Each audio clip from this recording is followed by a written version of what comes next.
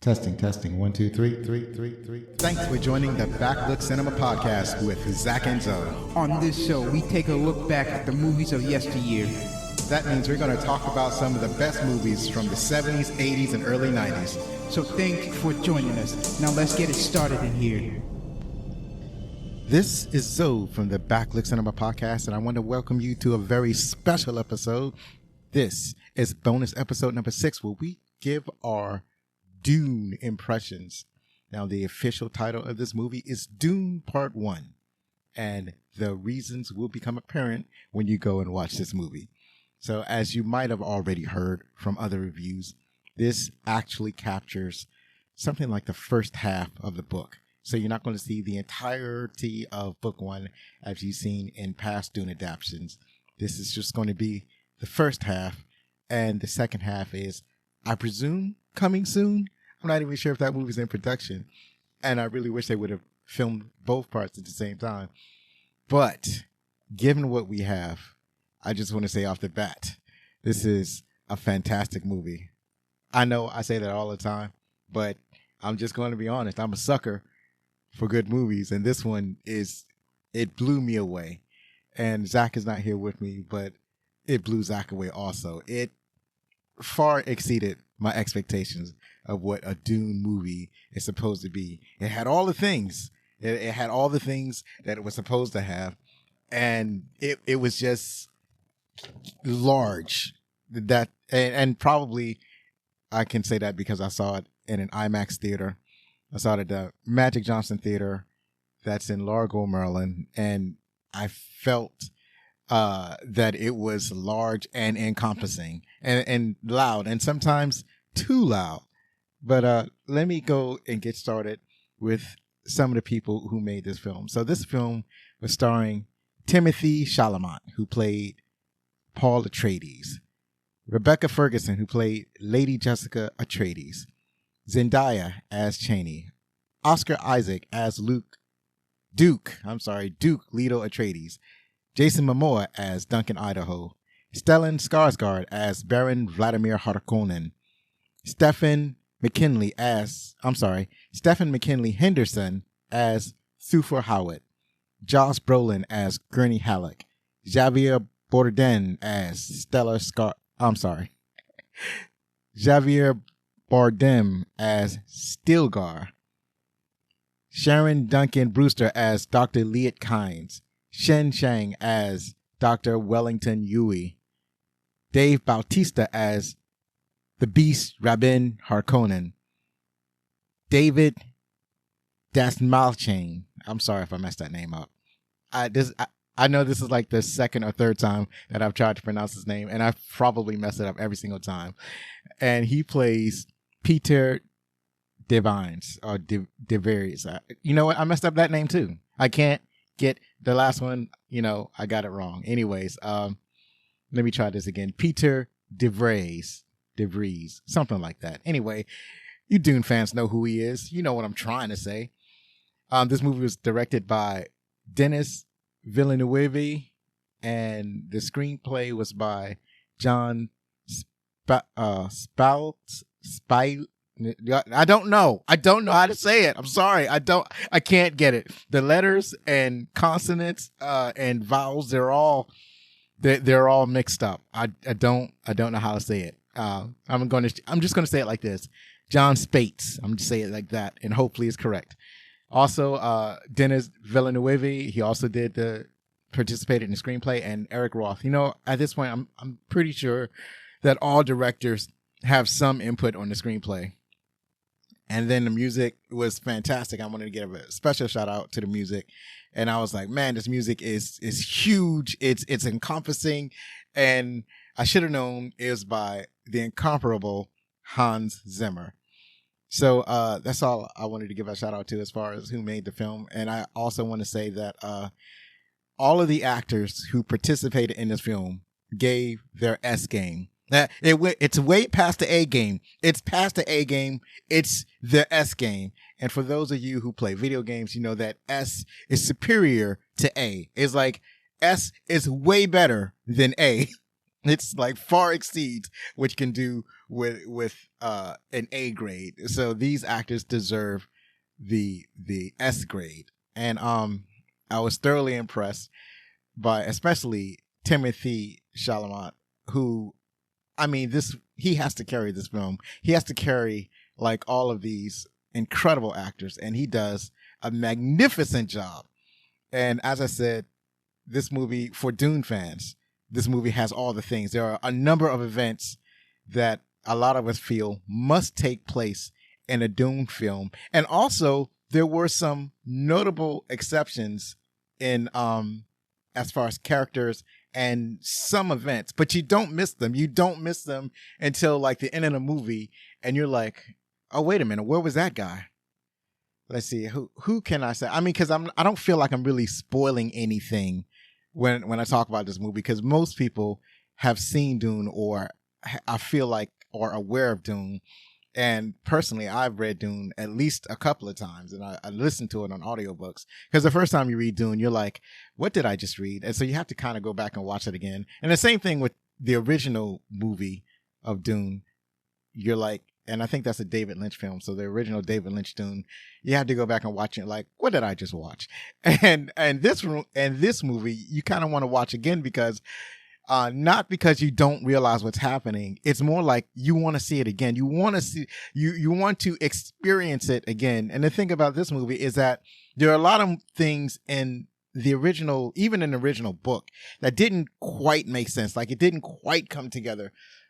And I think this movie does a better job of tying things together, of kind of explaining things without being too expositionary. And then their expositionary moments were cleverly disguised. So and it all worked well. They even had a kind of voiceover without having a voiceover. So and you'll see that when you go see the movie, because I strongly encourage even those who are not familiar with the movie to go and watch this movie. So there are certain things, like I said, that had to be in there. And one of the things is, damn the spice, that has to be in the movie. And you know what I'm talking about. And then there's also, a lot of the characters and their actions, and or like, such as the box. There is a box, and the main character, Paul Atreides, has to put his hand in the box, and that is expected in any Dune adaptation. And the way that this, especially Timothy's performance in the box sequence, was spectacular. And even Rebecca Ferguson, who played his mother, she was part of that scene, and her emotional commitment to the scene was impactful. And it's funny because I don't really read actors well. It's like, there are a lot of other people who talk about movies and they're able to judge actors' performances. I can't do it. I don't know. I know when something is extremely good, and I know when something's extremely bad. But when you get into the middle, it's like, it's all fine to me. It's because I'm really committed to the story. And as long as I like the story, the actor's performance is not as important to me. But when it's very good, I can see it. And so I saw it in this movie. So the other sequence that needed to be done, or the other element, is not a sequence, it's an element. So one of the other elements of the story that needed to be in this movie, that's done extremely well, that we're all excited about, is the voice. There is an element in the story of Dune that is referred to as the voice. And there are certain characters that can employ the voice, which is a kind of magical power that you can use your voice to do things. So you saw the way it was done in the original Dune, and then you probably seen the TV Dune adaptation and seen how it was employed there. But when you see it in the movie theater, when you hear it in the movie theater, and how it was employed in the movie theater, it hits you to the bone. It really does. It almost affects you. You almost feel like you're affected by the voice when it happens in the movie theater, because of all the advanced sound equipment that they have in the theater. So that was mighty impressive. So I probably said too much already. I don't want to say, I don't want to spoil it any further. I probably said too much. Zachary also enjoyed the film. I just want to say that everything about the film, the cinematography was spectacular. As far as like the lighting and the scenery, the machines, like the spaceships that they use is so impressive. The special effects is so good that it's like you don't even know you're looking at something that was probably computer generated. The designs were awesome. The costume design was magnificent. As I'm searching my vocabulary for all the words where I can grant this movie its proper due. So it had all of the things that I really look for in a sci-fi epic. If you're a sci-fi fan, you will be thoroughly impressed with everything that this movie has to offer. One of my favorite vehicles that they had was the ornithopter. And if you're not familiar with this particular device, an ornithopter was when people first started thinking about how to make flying machines, they naturally thought of a machine that would have wings that would flap its wings like a bird. And they referred to this machine as an ornithopter. And after many tries, it never worked. And they eventually moved to fixed wing aircrafts. So you would design basically an aircraft that would soar the way birds soar instead of flapping its wings. So in Dune, especially in the books, they described ornithopters, and they described that they had ornithopters, but not exactly how it looked. So when you went to a movie or TV adaptation, it would be up to the production designer to decide what an ornithopter would look like.